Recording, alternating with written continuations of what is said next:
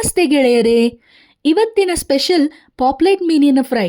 ಹಾಗಾದರೆ ರೆಸಿಪಿ ನೋಡುವನಾ? ಮೊದಲಿಗೆ ಒಂದು ನಿಂಬೆ ಹಣ್ಣಿನ ರಸಕ್ಕೆ ಸ್ವಲ್ಪ ಉಪ್ಪನ್ನು ಸೇರಿಸಿ ಮೀನಿನ ತುಂಡುಗಳನ್ನು ಅದರಲ್ಲಿ ಮುಳುಗಿಸಿ ತೆಗೆದಿಟ್ಕೊಳ್ಳುವ. ಪಾಪ್ಲೆಟಿಗೆ ತುಳು ಭಾಷೆಯಲ್ಲಿ ಮಾಂಜಿ ಅಂತ ಹೇಳ್ತಾರೆ. ಈಗ ಮಸಾಲೆಗೆ 2 ನಿಂಬೆ ಹಣ್ಣಿನ ರಸ, ರುಚಿಗೆ ತಕ್ಕಷ್ಟು ಉಪ್ಪು, 2ರಿಂದ 3 ಚಮಚ ಮೆಣಸಿನ ಪುಡಿ, ಅರ್ಧ ಚಮಚ ಶುಂಠಿ ಬೆಳ್ಳುಳ್ಳಿ ಪೇಸ್ಟ್, ಅರ್ಧ ಚಮಚ ಅರಿಶಿಣ ಪುಡಿ ಇವೆಲ್ಲವನ್ನು ಹಾಕಿ ಚೆನ್ನಾಗಿ ಮಿಕ್ಸ್ ಮಾಡಿಕೊಳ್ಳುವ. ನಿಂಬೆ ಹಣ್ಣಿನ ಬದಲಿಗೆ ನೀವು ಹುಣಸೆ ಹುಳಿ ರಸ ಕೂಡ ಉಪಯೋಗಿಸ್ಬೋದು.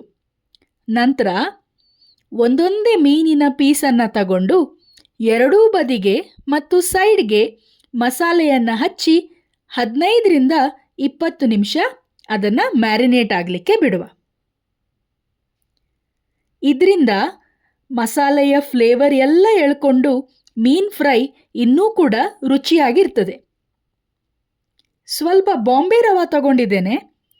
ಎಲ್ಲ ಪೀಸನ್ನು ಇದರಲ್ಲಿ ಕೋಟ್ ಮಾಡಿ ಕಾವಲಿಗೆ ಒಂದು 3-4 ಚಮಚ ತೆಂಗಿನೆಣ್ಣೆಯನ್ನು ಹಾಕ್ಕೊಂಡು ಫ್ರೈ ಮಾಡಲಿಕ್ಕೆ ಶುರು ಮಾಡುವ. ಮೀನ್ ಫ್ರೈಯನ್ನು ನೀವು ತೆಂಗಿನೆಣ್ಣೆಯಲ್ಲಿ ಮಾಡಿದರೆ ಅದರ ರುಚಿ ಇನ್ನೂ ಚೆನ್ನಾಗಿರ್ತದೆ.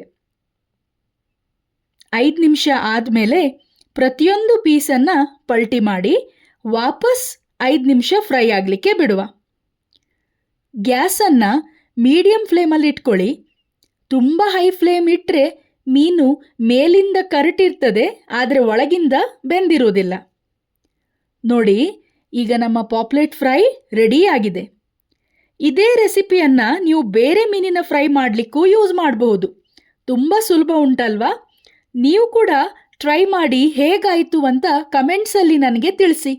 ರೆಸಿಪಿ ಇಷ್ಟ ಆದರೆ ಲೈಕ್ ಮಾಡಿ ಮತ್ತು ನಮ್ಮ ಚಾನಲನ್ನು ಸಬ್ಸ್ಕ್ರೈಬ್ ಮಾಡೋದನ್ನು ಮರಿಬೇಡಿ.